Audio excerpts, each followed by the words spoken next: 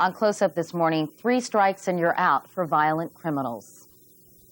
Now, those who commit crimes should be punished, and those who commit repeated violent crimes should be told, when you commit a third violent crime, you will be put away and put away for good. 3 strikes and you are out. That provision is contained in a Senate-passed crime bill, and Democratic Senator Joe Biden of Delaware was the prime mover behind it. This morning, the chairman of the Senate Judiciary Committee is in Wilmington, Delaware. Senator Biden, good morning. Good morning, Katie. You're quoted in the recent issue of Time magazine as saying this whole idea of 3 strikes and you're out is wacko. I understand you've had a change of heart. Why? No, I haven't had no change of heart. The context of that question was asked is, did I like some of the provisions that were passed?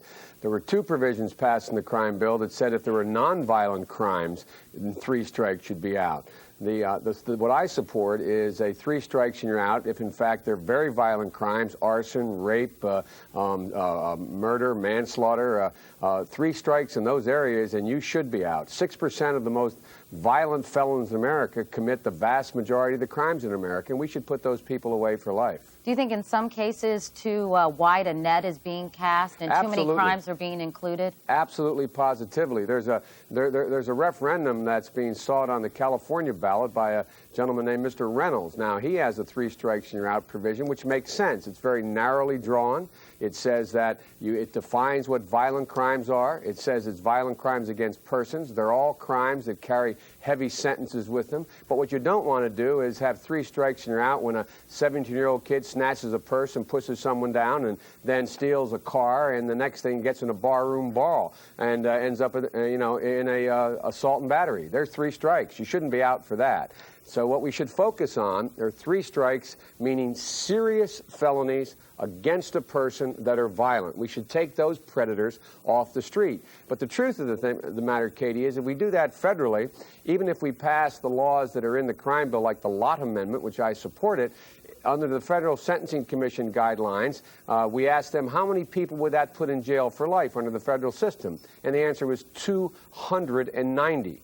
Only 290. And there's over 5.5 million felonies committed a year. So are you telling me on the federal level this really won't have much of an impact? It won't have much of an impact. So why do it? Well, because it still makes sense to take 290 predators off the street. The reason why it won't make much impact on a federal level is we don't have jurisdiction over the state-level crime that isn't a federal crime. We can't federalize all crime. We don't have a national police force. So, in fact, this 3 strikes on the federal level will only take place or only affect criminals who commit crimes on federal property. Well, or the way it's defined is if one of those crimes is on federal property or one of those is a federal crime.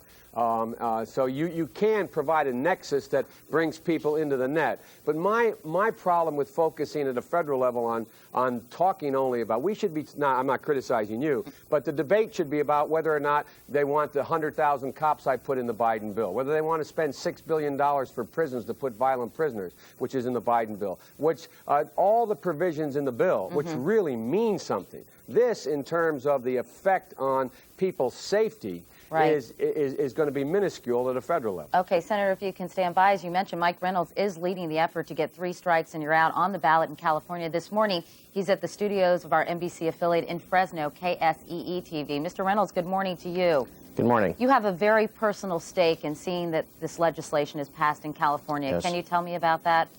My 18-year-old daughter, Kimber, was murdered by 2 repeat felons 18 months ago.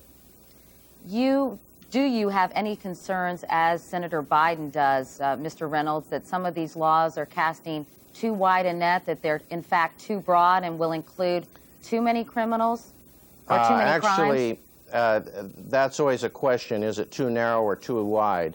Senator Biden mentioned the federal one will only capture about 300 felons a year. The one in Washington that was a 3 strikes, they only perceived to capture somewhere between 50 to 70 felons a year. 50 to 70 felons wouldn't clean up this block, let alone straighten out this state. Ours is a bigger net, so to speak, but we do feel it is the right net to capture the ones that do need to be addressed. Approximately 6% of the violent and serious felons are responsible for over 75% of the violent crimes. How much support, Mr. Reynolds, are you seeing for this legislation in your state? Our polls, and not just ours, but all state polling, is in the 83, 84. Latest field poll is 84 percentile.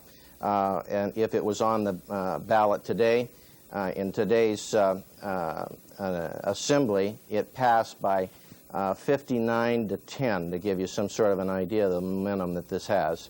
Katie? So go ahead, Senator. Katie, Mr. Reynolds' bill is narrowly drawn. For example, the crimes that are required are crimes like murder, mayhem, rape, sodomy by force, arson, assault with intent to commit rape or robbery. He is right. We should be dealing with those people.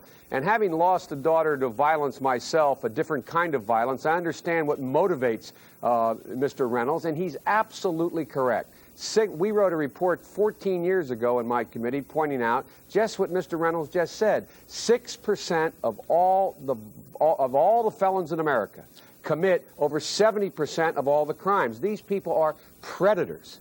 We should get these predators off the street, but not cast a net so wide we take a 19-year-old kid who has 3 minor felonies and put him in jail for the rest of his life. Put him in jail for 20 years, but not the rest of his life. Senator Biden, let me ask you, this seems to be indicative of this whole get tough approach that many Americans are advocating when it comes to crime in this country.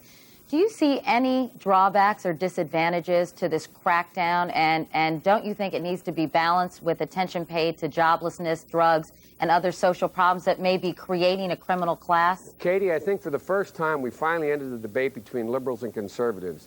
The liberals are finally agreeing that we got to crack down on crime, and the conservatives are finally agreeing we've got to deal with the causes of crime. And we have to do both simultaneously. That's why I think we have to pass this crime bill, then we have to move on to a drug bill, and then we have to move on to a jobs initiative bill, a children's bill that deals with why these things happen in the first place. We have to do all three, Katie. We can't just do one of them. All right. Senator Joe Biden, Mike Reynolds, thank you both, gentlemen, for joining us this morning. Thank you, Mr. Reynolds, for what you're doing. Thank you. In a moment, some of the pros and cons of Prozac. But first, this is Today on NBC.